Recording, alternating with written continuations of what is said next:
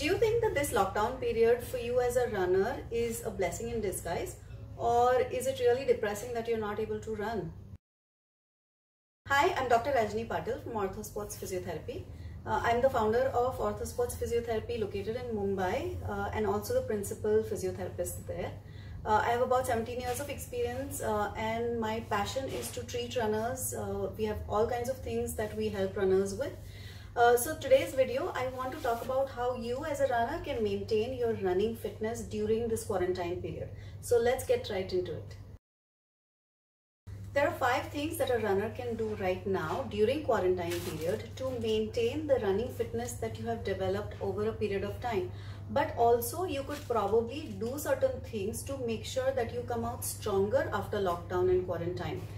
So that your running fitness is not just better than before, but even your performance improves as soon as you start running afterwards.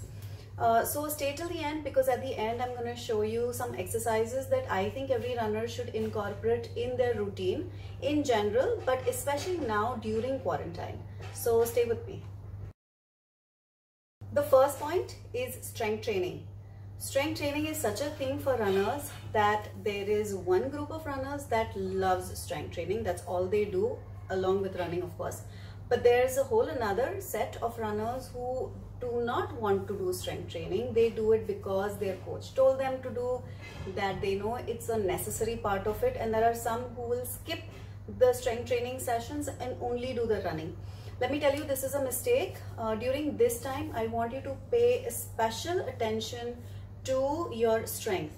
And when I say strength, I am not talking about really fancy exercises. I am talking about simple, basic exercises done with the correct form, done enough repetitions so that you are targeting the specific muscles that you know need work. For example, you can do squats and lunges all day long, but if your core and glutes are not firing, then they are not going to fire no matter how many squats and lunges you do. So it is my urge, and I tell this to all my patients, is that you focus on some specific muscle groups and work on those, and then do the complex, the big movements that you need to be doing in order to build strength. Gym is something that is great, but at least build on the foundation that I find that a lot of runners don't work on the foundation, and they do all these hard exercises and end up getting injured even more. So when you think about strength, think about focused muscle groups, activating certain muscles, but also look at unilateral strength of each limb, because you as a runner, your stability on that one leg is so much more critical than overall strength. The second thing that you could be doing is looking at your previous running injury, or rather your current running injury, which has not really bothered you in some time because you're not really running. So it's going to crop up when you start running again, because remember, it's a lingering injury. It may or may not have cured completely. We don't know that till you start running again. But this is an excellent time to contemplate and see what were your running injuries before. What is the pattern? Is there a pattern that's developing either because of lack of strength training, lack of recovery, whatever it is? Think about those things and try to implement some injury prevention strategies right now. Whatever you do to prevent your injuries, whether it is foam rolling, strength training, recovery, there are so many things that you could be doing to prevent injuries. And as a management of your injury right now, that's going to help you in the long term really well. The third thing that you want to pay attention to is your recovery method. What are the recovery techniques you've been using all this time? Is there something that you were missing out on when you were running continuously, in the peak of running season? Is there something that you can do now from a recovery standpoint that will help you in the long term? As you know, there are a lot of things to make sure that you recover well as a runner, whether it is your workouts that you're doing now, you're running at home, whatever it is that you're doing now, you need to incorporate proper recovery. If you're one of those people who have not done foam rolling properly during your running season, then this would be the right time to do proper recovery with the roller, with static stretching, so that all the muscles recover well, the injury sort of can go away on its own, and then you become stronger when you come out of this quarantine. So what are the other aspects of recovery? Sleep, hydration, nutrition, recovery drills, foam rolling, static stretching, all these make up recovery. If you have been lacking on one or two of all these, even that could have impacted you as a runner. So pay attention, think back, contemplate, see whatever you've been missing out on and do it right now. That will, trust me, really help you. The fourth thing that you can do is to figure out what the deficits are of you as a runner. Every runner that I see in the clinic has a very different pattern. There are certain patterns that I observe in different runners, okay? For example, there could be one runner who is really strong but is extremely inflexible and does not have mobility enough in the hip, for example, and that can cause an impaired running form, running posture, and that leads to an injury. Or the other runner who is very flexible, who has invested in mobility, stretching, foam rolling, yoga, you name it. This runner has done a lot of flexibility work but somehow lacks strength. And if you don't have enough strength, especially in your hip area and your core and glutes, then that is going to hold you back as a runner and also going to create an injury for you. So figure out what your primary deficits are. Is it your agility? Is it your balance? Do you need to work on proprioception? Is strength lacking? Is flexibility and mobility lacking? What is it that you need to fulfill in you so that you don't continue to do the same thing that you are already good at? If you are a strong runner and you lack flexibility, and during this whole lockdown period you are continuously doing strength training, then you are creating a muscular imbalance within yourself that is getting worse with time. So that when you run again, an injury is probably waiting for you to happen. So don't let that be you. Figure out what the deficit is in you and work on that today. If you need to find out what your deficits are, if you're unable to figure that out on your own, definitely my team and I can help you with that. You can just message us. I've been looking at running videos on WhatsApp and giving inputs. So there are certain things that I can help you with there. So if you want, you could certainly do that. I will include the number in the link below. The fifth thing that you can do is work on your running posture. When a runner is running, especially in the peak of the season, you are only worried with your training, your mileage, your strength. You're thinking about so many different things. But what you might be missing out on is your running posture. Is that good? Is there certain things there that could change, that could make you efficient, faster? Could it have played a role in my injury? Think about all these things. I can look at your gait, your running videos on my community Facebook group. I have put out a sample video that you can look at and send me accordingly, like a short clip, and we can maybe do a brief analysis on that and help you figure out at least the major mistakes that you could be making. And you could, once you know what is wrong, you could do some drills that will help correct that now, so that when you start running again, it's somehow formed in your subconscious. It's in your subconscious, and then you start running slightly different. It's not easy to change your running form. It takes a long time. So if there are some major things that need to be changed there, you better start working on it now when you have the time. Why not, right? If you can run with good posture, you know that it can really help you as a runner. So figure that out on your own. If you need help, get in touch. Okay, so now let's get to the exercise bit. There are 3 types of exercises that I have included. One is the pre-run exercises that you can do that readies the body, the specific muscles that need to be ready. The second one are running drills, which will help you with running posture, how you run.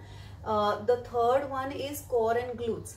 Now my exercises tend to be simple, basic and foundational, but I think that they are the basis, the foundation of the exercise program that you're already doing. So work on these. If you're already doing them, that's wonderful. See if your form is correct.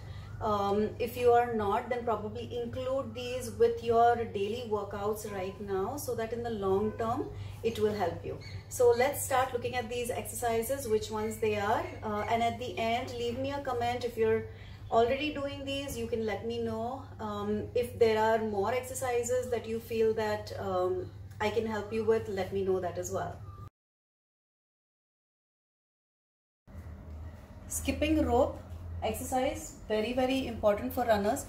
Make sure that your knees are soft and you're landing very light. This is a really good exercise to make sure that when you're running also you land light. Plus this works on cardio as well as agility. This one is a single leg hop. This will make sure that you again land light, keep your knees soft, gives you a cardio but also works on single leg stability. You can do this for a minute or a couple of minutes, whatever you feel you can do.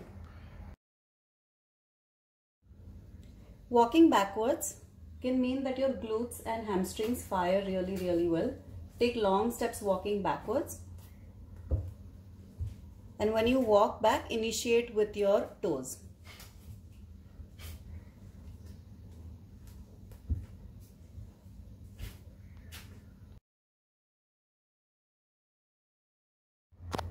This running drill is really effective for good running posture. Basically keep your body upright, keep your hands behind your back, and what you're going to do is kick into your hands. This activates your glutes and hamstrings at the same time, and this will help you propel yourself forward better during running without a lot of effort. It trains your glutes and hamstrings to fire during your runs. This next running drill is very good exercise to do. You're going to stand on an unstable surface. It can be a yoga mat rolled up or a pillow. You're going to work on your single leg stability with this exercise, as well as work on your running posture. So standing on one leg, you're going to bring the other leg back, lean forward a little bit and mimic the running motion. Okay, this really works on the single leg. And you will do about 3 to 5 repetitions and repeat on the other side. This glute exercise isolates the glute med really well. So it's a very basic exercise but very important to do, especially for beginners.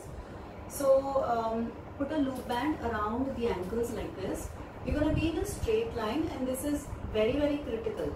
If this leg moves forward when you're doing this exercise, then you are using more of your hip flexor muscles rather than the glute med and your glute muscles.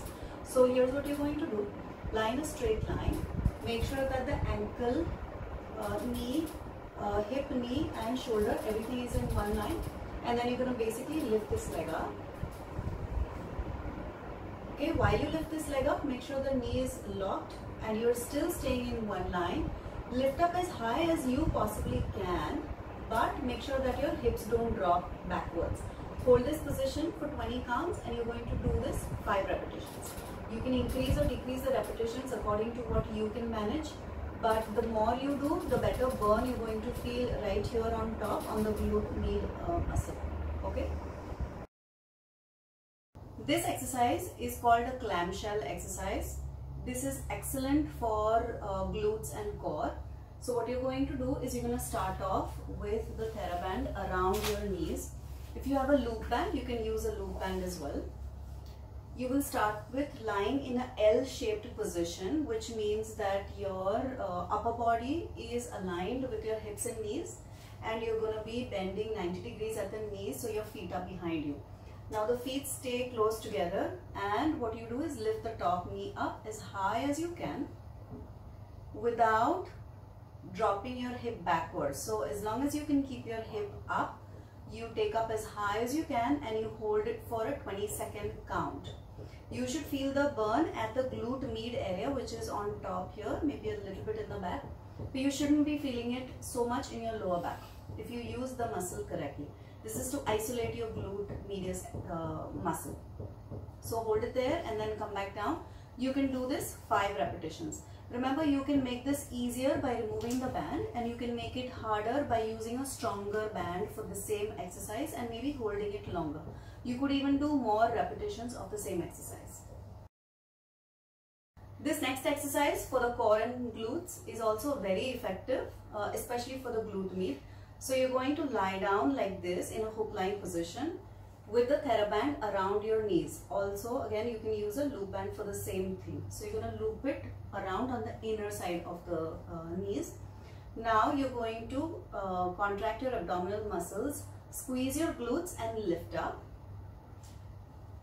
Come up as high as you can while contracting your glutes and your abdominal muscles. And now you're going to separate your knees so that you feel the resistance. Separate the knees as much as you can do it without the hips dropping. Sometimes the hips can also tilt, so make sure that doesn't happen. Maybe make sure that this is pretty stable and steady while you hold this for 20 seconds, and then gradually you can bring your knees back in closer together and then come back down. This is also really effective for the glute med as well as the whole core together. This next exercise is also for core and glutes, quite effective, especially because you're doing it on single leg. So you're going to be in this starting position, then you're going to cross one leg in a figure 4 position, like that. Now again, before you lift up, you want to contract and activate your core as well as your glutes. Your abdominal muscles should be nice and contracted, as well as your glute muscles, and then you lift up. Lift up as high as you can. You're stabilizing with this leg while making sure that your hips don't drop or tilt. So again, you're going to hold this for 20 counts, and gradually you can come back down after 20 seconds. You can repeat it 3 to 5 times depending on what your core strength already is. You can make it harder or stronger by holding longer, doing more reps and things like that. So runners, if you have enjoyed this video, please give a like to this video. Also subscribe and hit the bell so that you will get notifications in your inbox every time that I post a video on Thursdays. I do a lot of content for runners. In fact, you should probably check out the 2 marathon playlists that I have done. I do a series of videos just before TMM. 2 years I've done this, and different topics I discuss. These are usually the questions that runners ask me, and I've made them into short clips. If there are injuries that you have, I have some videos on that as well. So for example, if you have shin splints or heel pain, there are a couple of videos there that can help you with basic treatment that you can do on your own. So go ahead and look at that, and if you have any more questions, you can always ask me. Join the Facebook community group that we have, which is called Orthosports Physiotherapy Webinars, because we do a lot of live videos, especially now in quarantine. There is a lot of learning that you can do, so we are doing a lot of free webinars right now for runners. So do become a part of that group so that I can also help you with whatever it is that you're struggling with right now. So see you in the next video. Thank you for watching.